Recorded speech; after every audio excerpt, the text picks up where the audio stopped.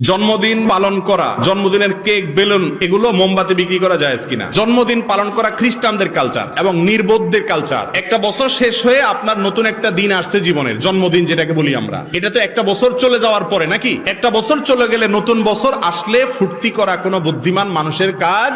একটা বছর আমার জীবন থেকে খসে পড়ে গেল, তার মানে কবরের দিকে আমার এক ধাপ সামনে অগ্রসর হয়ে গেলাম, এখানে ফুর্তির কি আছে? এখন আপনার নির্বোধ হলে যেখানে সেখানে যখন তখন ফুর্তি শুরু করে দেয়। আরে ভাই, সব নতুন আনন্দ করতে হয় না। একজন ফাঁসির আসামি, তাকে বলা হয়েছে অমুক দিন তোমার ফাঁসি দেওয়া হবে। নতুন দিন আসলে সবাই খুশি হয়, তার কি খুশি হওয়ার কথা? তার তো আরেকটা কদম আগে গেল ফাঁসির কাষ্টের দিকে। আমাদের ফাঁসির কাষ্টের আসামি না হই, কিন্তু আমাদের মৃত্যুর পরোয়ানা মাথায় নিয়েই তো আমরা জন্মগ্রহণ করেছি। কুল্লু নাফসিন যায়কাতুল মাউত, সবাই মৃত্যু স্বাদ আস্বাদন করব।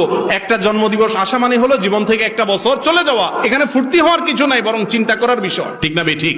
এই জন্য জন্মদিবস আসলে কেক কাটা, ফুল দেওয়া, এই সমস্ত ফুর্তি ফার্তা করা, এগুলো খ্রিস্টানদের কালচার, এটা মুসলমানদের কালচার না।